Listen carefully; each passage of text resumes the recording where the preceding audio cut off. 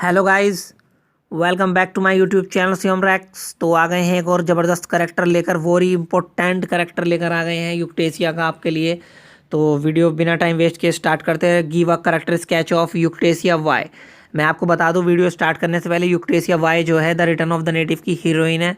और return of the native का जो हीरो है वो क्लेमी ओब्राइट है। और जो विलेन है, ये रिटर्न ऑफ द नेटिव जो नॉवल है थॉमस हार्डी की, वो है विल्डीप। ठीक है, तो वीडियो स्टार्ट करते हैं। Introduction.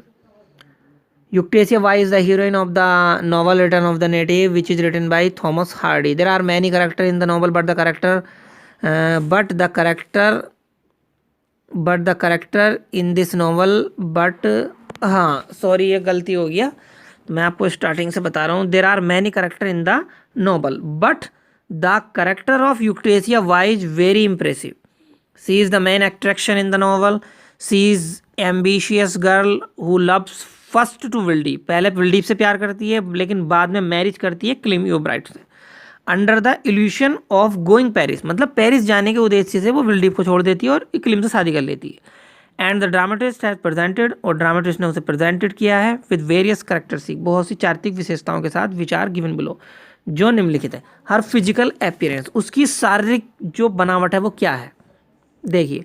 यूक्टेशिया is the most loving maiden of Hardy's novel. Maiden जो होती है उस लड़की को कहते हैं जो कुआरी होती है एकदम.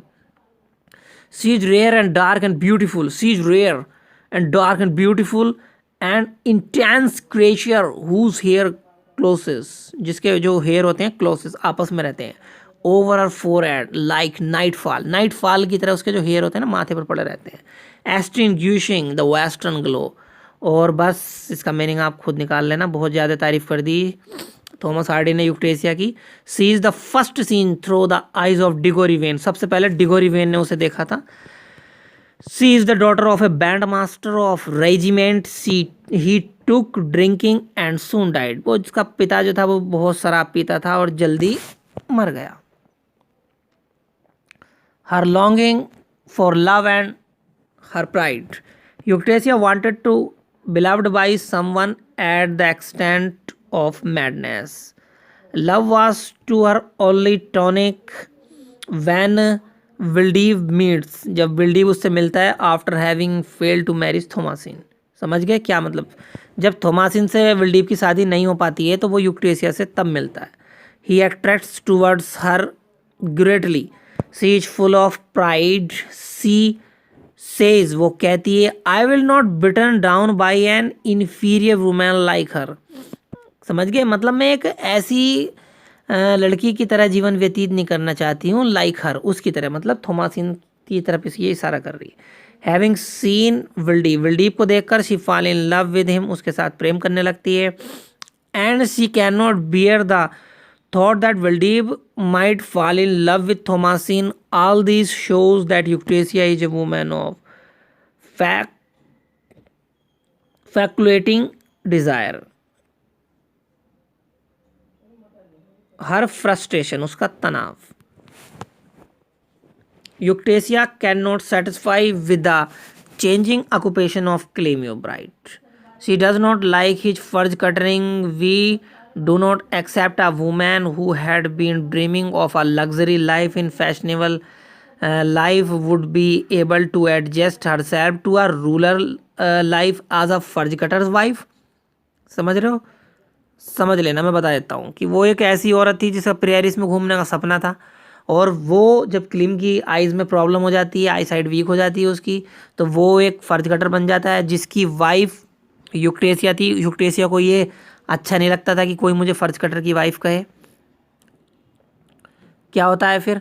She becomes unhappy when she longing to go to Paris remains unfulfilled. जब वो पूरी नहीं हो पाती है, she has a feeling of frustration. When Clym becomes a teacher, she wanted life full of music, poetry and passion which she could not get, जिसे वो प्राप्त नहीं कर पाती है. Her relation with Clem become more strained after her quarrel with her mother-in-law and her situation become intolerable. अलसहनी हो जाती है. Her उसके लिए after her quarrel, झगड़े के बाद, with Clem himself, Euctasia excuses her of having caused the death of his mother. Her action of not opening the door when Euctasia knocks the door is certainly unpardonable, जो क्षमा के योग्य नहीं था. Jealous temperament. Euctasia was jealous by temperament. She does not like the Valdiv should love Thomasin. On the other hand, Thomasin had not jealous of her. Her jealousy grows time to time. She is jealousy of Thomasin due to her peaceful life.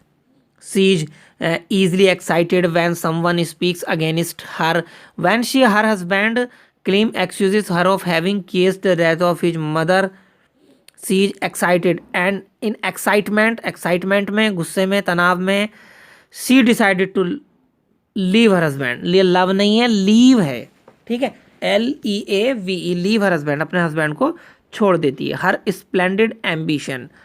Euctasia got married to claim to lead a luxury life in Paris.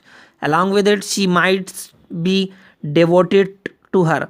She wanted to go Paris and therefore she married Clem. It was nothing but it was her heartly ambition, but her ambition is not fulfilled and her dreams are shattered because Clem loses his eyesight.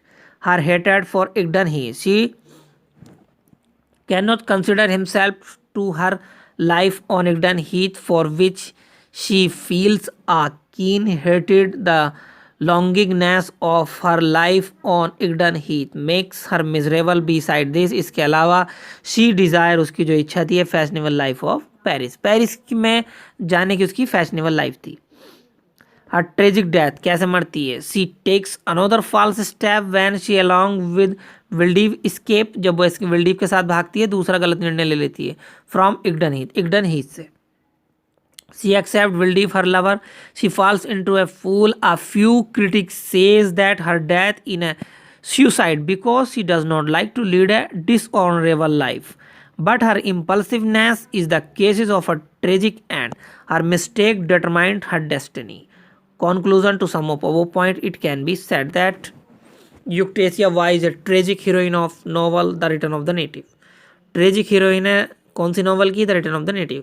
C is the main attraction in the novel. पूरे novel में छाई रहती है, main attraction रहती है. And the novelist has been remaining success, और novelist को remaining success मिली है. REMAINING remaining success to present his views, अपने विचार प्रस्तुत करने में through the character of her, उसके चरित्र के आधार पर, मतलब यूक्टेसिया के चरित्र के आधार पर थॉमस हार्डी को अपने विचार प्रस्तुत करने में सफलता मिली है. तो आज का लॉन्ग आंसर बहुत ज़्यादा इंपॉर्टेंट था. आशा करता हूँ आपको अच्छा लगा होगा, और कुछ समझ में नहीं आया तो कमेंट सेक्शन में ज़रूर बताएं. मिलेंगे आपसे नेक्स्ट वीडियो में.